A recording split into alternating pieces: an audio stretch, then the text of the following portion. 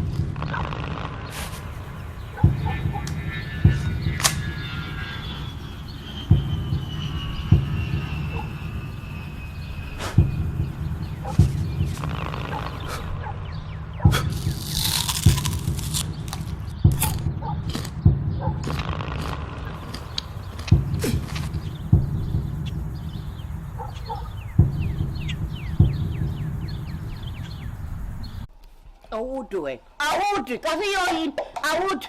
Awudu, siyoyini. Mina Gangisa, utama gangisa man. Ay, sekuwani mina nanyam.